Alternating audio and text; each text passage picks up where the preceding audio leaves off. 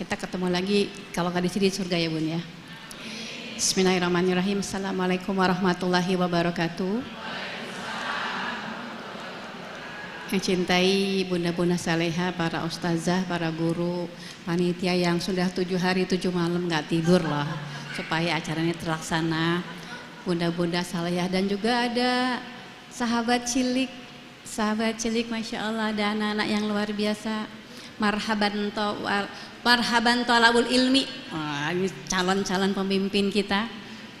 Mudah-mudahan kita semua diberi kemudahan, diberi kekuatan, kemampuan agar kita menjadi hamba yang terbaik. Alhamdulillahirabbil alamin, wassalatu wassalamu ala asrafil anbiya wal mursalin sayyidina Muhammadin wa ala alihi wa ashabihi ajmain, aman ba'd. Ar-Rahman alamal Quran, khalaqal insan alamahul bayan. Subhanaka la ilma lana illa ma 'allamtana innaka antal alimul hakim. Rabbi zidni ilma. Alhamdulillah, segala puji bagi Allah yang begitu mencintai kita.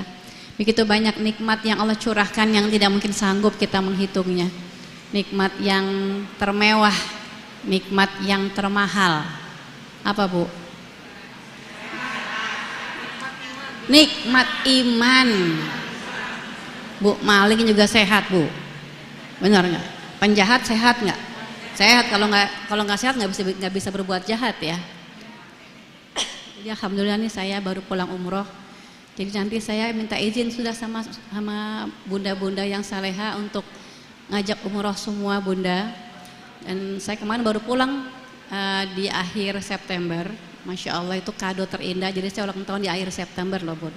Tanggal 21 September tuh saya milad dan pas ada di Rodoh. Karena sekarang Bunda tahu kalau kita mau ke Rodoh tuh harus ada tasreh.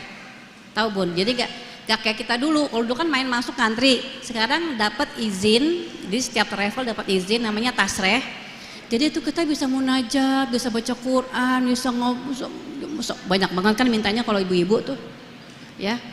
Tapi nanti kalau mau kedua kalinya bisa, tapi harus berjuang ya. Tapi kalau pakai tasreh itu alhamdulillah kita bisa lebih lama, nggak desek-desekan gitu ke raudhonya, dan dikasih jamnya gitu. Itu sebabnya nggak desek-desekan karena udah diatur tuh jamnya. Jadi insya Allah bulan Desember insya Allah saya lagi berdoa sama Allah mengajak bunda semua, karena insya Allah Desember saya sama anak-anak berangkat umroh lagi. Nanti kita di sana itu belajar parenting. Kebanyakan orang tuh kalau haji atau umroh menyempurnakan manasiknya, tapi melupakan ada satu keluarga yang luar biasa yang Allah abadikan, yang kita menapak tilas di sana. Keluarga siapa? Keluarga siapa? Ibrahim alaihissalam. Jadi ketika kita tawaf tuh kita benar-benar ya fokus bagaimana nanti ketika kita pulang seluruh aktivitas kehidupan kita itu pusatnya ya Allah. Jadi jangan pulang dari haji, dari umroh terus udah gitu udah yang dipikirin oleh-oleh. Enggak. Oleh-oleh boleh ya, bentuk tanda cinta, asal jujur ya, jangan beli di Tanah Abang terus bilangnya dari umroh nih gitu, takut overweight gitu, itu udah dosa. Iya kan, mendingan bawa kismis sekilo, masing-masing dapat 3, tapi berkah. Iya kan, beli coklat 1 kilo, masing-masing dapat 1, berkah. Daripada dapat 1 kantong tapi bilangnya belinya di Tanah Abang. Ada tuh saya dengar, saya mau udah siap, udah bayar oleh saya. Hah? Kan kita belum pulang, udah saya beli di Tanah Abang. Hah? Jadi kita tawaf tuh spiritnya ada dalam kehidupan kita di sini. Ketika kita sa'i itu Bu, kita ingat nggak ada perempuan hebat sendirian loh, sendirian perempuan hebat ya, yang diuji oleh Rabbnya, ditinggalin sama suaminya pergi ke istrinya yang satu lagi atas perintah Allah, bukan datang dari hawa nafsunya, tapi tidak pernah keluar satupun kalimat-kalimat yang seuzon dengan takdir Allah. Ridho. Kita dikasih pandemi aja udah jerit-jerit. Orang bersinnya udah parno. Orang batuk apalagi. Banyak dari para ayah yang berjuang itu usahanya banyak yang terjun bebas dan tidak sedikit yang di PHK. Sudah terasa berat ujiannya. Bagaimana dengan sosok perempuan yang diuji, dibakar, nggak ada air, nggak ada orang, nggak ada ATM, nggak ada tetangga. Kalau di rumah saya kompleksnya itu guyup, Bu. Kalau ada yang kena COVID, itu kita masing-masing ada WA group gitu, bersinergi, ya kirimin makanan, kirimin buah supaya dia nggak keluar, nggak membahayakan dia, nggak membahayakan kita. Begitu beratnya ujian kita bertahun-tahun ini, tapi saling guyup, bukan semakin susah semakin erat hubungan kita. Tapi nggak sedikit juga ada yang semakin berantakan hidupnya dengan COVID. Tapi ini perempuan, masya Allah, perempuan yang mulia. Diujinya dibakar, Bu, sendirian. Cuma nanya sama suaminya, apakah ini perintah Allah? Nabi Ibrahim tuh, Bu, ingat nggak berapa puluh tahun doa sama Allah bermunajat, Robbi habli minas sholihin, Robbi habli minas sholihin, berapa puluh tahun, Bu? Sebuah riwayat menyebutkan 70 tahun berdoa baru diijabah. Nabi Ibrahim ini bukan hanya Rasulullah, tetapi Khalilullah, orang yang didekatkan, yang sangat dekat kepada Allah. Doa 70 tahun baru diijabah. Bayangin. Tapi nggak pernah putus asa dalam berdoa. Jadi kita juga gitu tuh, Bu. Kalau baru 7 hari, baru 7 bulan doa gitu belum diijabah, baru 7 tahun, terus aja doa. Karena Allah itu kasih yang terbaik sama kita. Ketentuan Allah itu yang terbaik sama kita. Tapi jangan bertapang dagu. Harus ada usahanya. Ketika Ibu Siti Hajar melihat anaknya kehausan, butuh minuman dan nggak ada setetes pun air karena sudah habis perbekalan, maka bukannya komplain sama Allah, ya Allah saya kan udah puasa, saya udah infak loh, saya kan udah tahajud tiap malam, enggak. Tapi sa'i itu apa, Bu? Kok lari-lari kecil? Sa'i itu usaha. Kok lari-lari kecil? Siapa yang bilangin? Salah persepsi ya. Jadi sa'i itu, Bu, bukan lari-lari kecil. Sa'i itu usaha.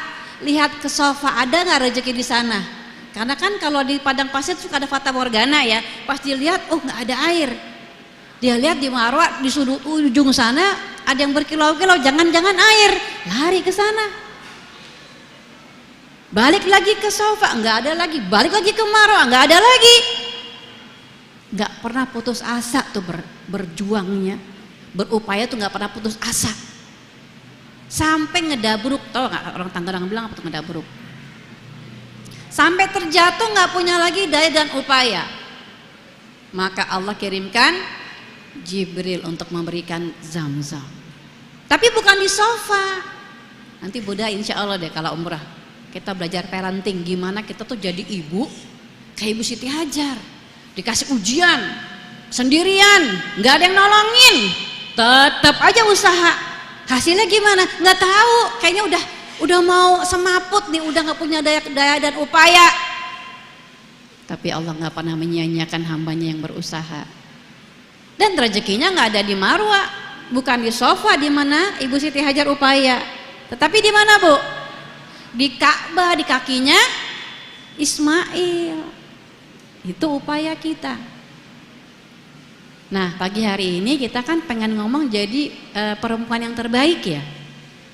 Kan memang sudah sunatullah tuh kalau perempuan pengen tampil yang terbaik, yang cantik gitu ya. Kalau pergi ke walimahan gitu, kayaknya kepengennya tuh tampil, kalau bisa tuh udah tutorial tuh kerudungnya.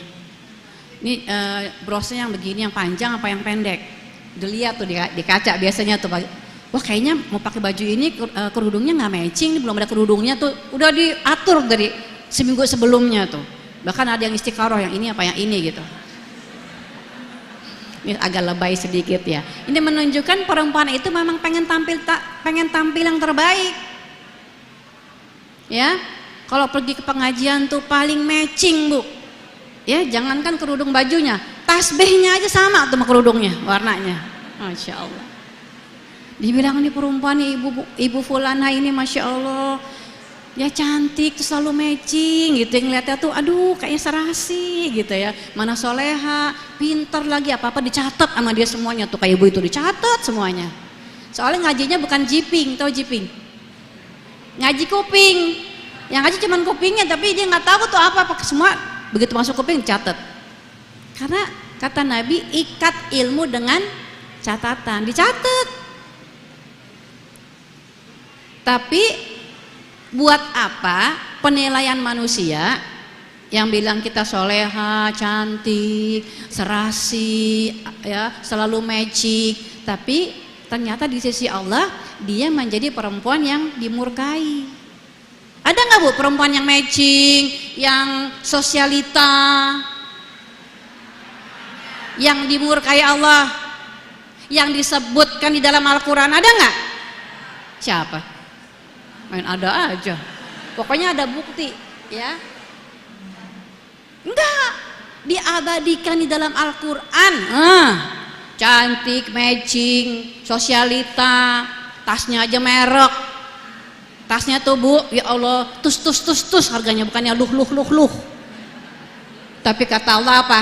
Dia bersama suaminya membawa kayu bakar, ada di neraka. Namanya siapa? Ummu Jamil. Nama boleh cantik, tapi ternyata di sisi Allah dia adalah orang yang durhaka. Istrinya siapa tuh? Istrinya Abu Lahab. Allah itu nggak pernah menunjuk nama, tapi khusus bab ini Allah kasih sebutan dan istrinya. Jadi dia dan istrinya membawa kayu bakar, padahal tasnya merek Bu, ya Allah, sama harganya sama motor kita harganya. Itu tasnya sama mobil kita Bu, sama pajak-pajaknya sekalian. Kan kalau minta mobil sama Allah, ya Allah, tahunnya kan mobil yang bagus sama pajaknya ya, pajaknya mahal Bu, pajaknya aja mahal, apalagi mobilnya. Jadi ternyata penilaian manusia itu tidak berarti apa-apa kalau ternyata kita di sisi Allah bukan menjadi perempuan yang terbaik. Dan walaupun seluruh dunia nih bilang kita baik, perempuan hebat, luar biasa, ya, tidak membawa dampak kebaikan apa-apa kalau ternyata di sisi Allah kita bukan menjadi perempuan yang bermanfaat, yang saleh, yang salihah, yang qanitat, yang hafizat. Jadi pengen gak Bu jadi perempuan yang terbaik? Ini termasuk yang bicara, karena yang bicara juga perempuan pengen jadi perempuan yang terbaik. Jadi kita belajar dari ahlinya, karena Rasulullah SAW kasih bocoran nih sama kita lewat hadis yang diriwayatkan oleh Baihaqi. Jadi ada 4 kriteria, 4 sifat yang harus dimiliki oleh perempuan yang terbaik. Pertama, dia harus punya sifat al-wadud. Tahu Bu al-wadud? Apa arti al-wadud? Perempuan yang penuh cinta dan kasih sayang. Yang penuh cinta dan kasih sayang, al-wadud. Tapi dia mampu menunjukkan cintanya dengan kata-kata dan gestur dan amal kepada yang dia cintai. Karena gini, ada ibu-ibu yang ngaku cinta sama suaminya tapi dibully suaminya di rumah. Ya, kalau bangunin subuh tuh dijambak, disiram. Ini kan ini lebay aja Bu. Namanya juga kalau di sinetron kan gitu ya. Apa kamu kan gitu. Ada ibu-ibu nih, ini kalau ini banyak nih. Ada ibu-ibu bilang sama anaknya nih, nah Bunda tuh sayang sama kamu, tapi giliran rapotnya merah, sebenarnya tuh Bunda tuh sayang sama kamu. Bilangnya sayang, tapi dia bingung kakinya biru. Jadi al-wadud hanya di bibir saja, bilang sayang, tapi kalau ngomong melotot, tanduknya keluar, taringnya keluar. Kamu udah bilang jangan main aja. Kaget bundanya ya. Ini Bunda pura-pura nak. Pikir kok nggak kayak bunda aku di rumah ngomongnya lemah lembut. Ini Bunda yang lagi pegang mic ngomongnya apa teriak-teriak gitu ya. Nah ya, Dulu bunda selalu pemain sinetron nak, jadi menjiwai gitu supaya ibu-ibu tahu nih, jangan sampai kita bilang cinta, bilang sayang tapi hanya di bibir saja, kata-katanya kasar ya, udah dibilangin kan, udah dibilangin main lagi, bikin PR, main melulu ya, main HP melulu, padahal yang kasih HP siapa? Maknya. Jadi Al-Wadud ini orang yang perempuan yang penuh cinta dan kasih sayang, tapi dia mampu mengungkapkan. Nah, bikin PR yuk. PR-nya udah dibikin ya? Oh udah, Masya Allah, anak soleha sih ya. Jadi sebelum ikut bunda tuh PR-nya udah jadi gitu. Sama suami juga gitu. Ngomong tuh lemah lembut.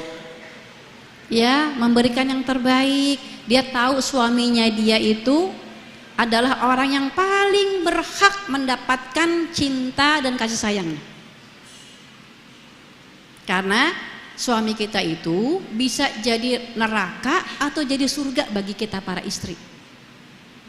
Istri itu kata Nabi SAW, kalau dia pandai, dia bisa menegakkan sholat, bukan hanya mengerjakan sholat.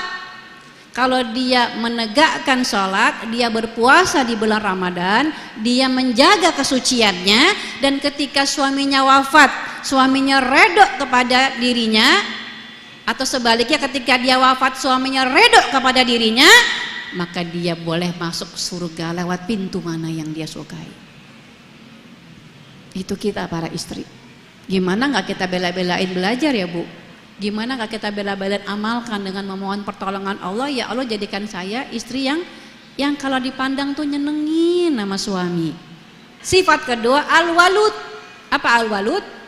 Perempuan yang subur. Ya, anaknya tuh 7 gitu Bu. 19. Kan kata Nabi gimana? Nanti aku tuh seneng lihat umatku tuh banyak di yaumil akhir.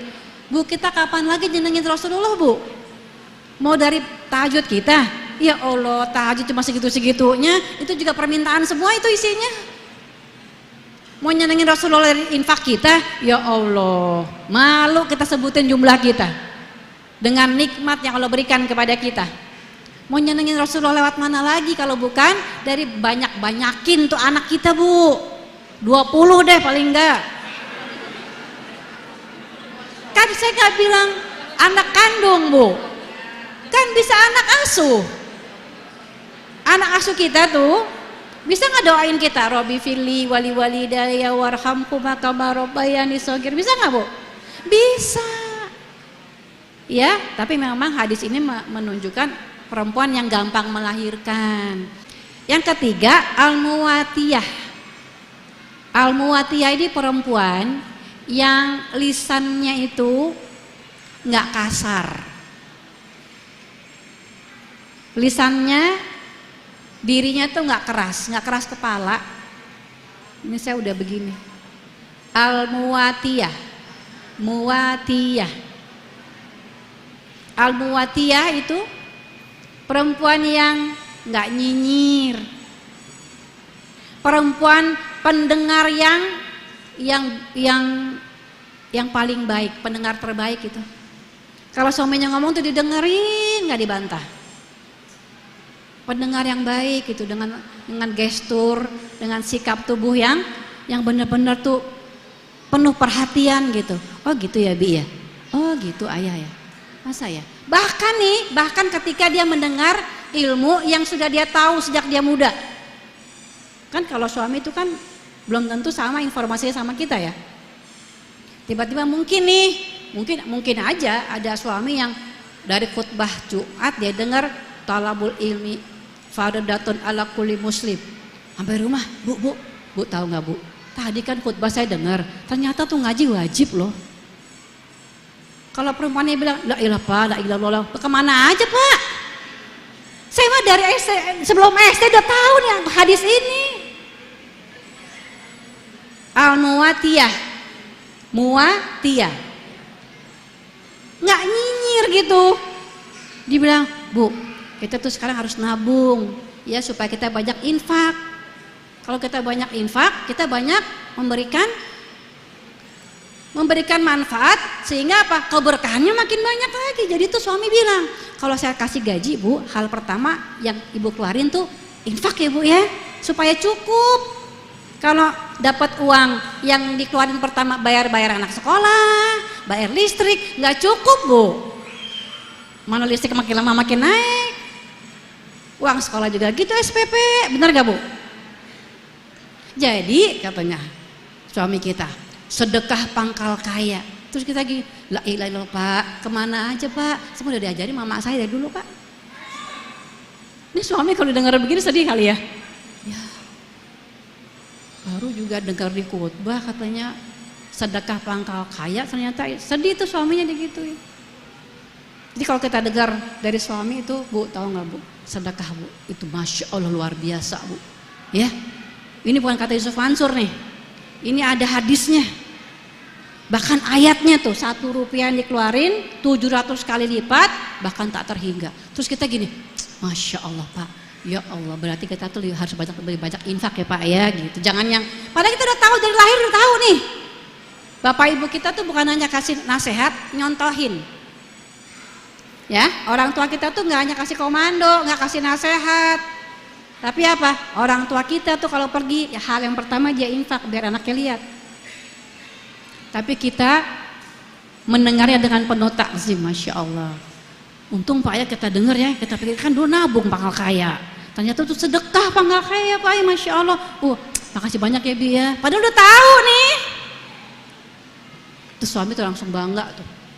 Istri gue masya Allah. Satu al-muwatiyah, yang ini al-muwasiyah, perempuan yang selalu mendampingi, membantu suaminya walaupun dalam keadaan sempit.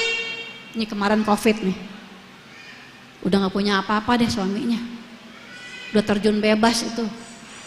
Dia bilang apa, Bu, mungkin seminggu lagi saya nggak tahu nih makan apa Bu. Ya, gimana? Ibu mau saya anterin pulang ke rumah aja, ke rumah Umi? Apa kata kita? Tenang ayah, tenang aja, ada Allah. Bisa nggak begitu Bu? Kenapa? Karena perempuan itu tangannya ajaib. Tangan kanannya menggoyang buayan, tangan kirinya mengguncang dunia. Yang di belakang nggak kelihatan ya? Matanya udah jauh gitu Bu ya. Saya baru pekanya sekarang, sejam kemudian afan ya. Tapi kedengaran kan ya? Jadi al-muwasiyah itu Bu, perempuan yang siap menghadapi, membantu suami ketika suami terpuruk, terzolimi, mencekam. Suaminya pimpinan perusahaan, mesti tanda tangan yang haram, kebijakan yang menyesatkan, dapat uangnya nolnya 9. Berat itu. Mau Ibu? Apa kata kita Pak? Gak usah Pak, jangan tanda tangan ya Pak ya. Kalau gak cukup nanti kita bertawakal, Allah yang cukupin. Ini suami kalau dikasih semangat begini, selamat kita Bu. Kenapa? Karena suami yang bawa, yang menjemput rezeki kita. Yang kita makan jadi daging tuh, itu kebanyakan suami yang jemput. Nah kalau kita dukung suami kita bermaksiat, korupsi, mengambil yang bukan haknya, kita keikut Bu.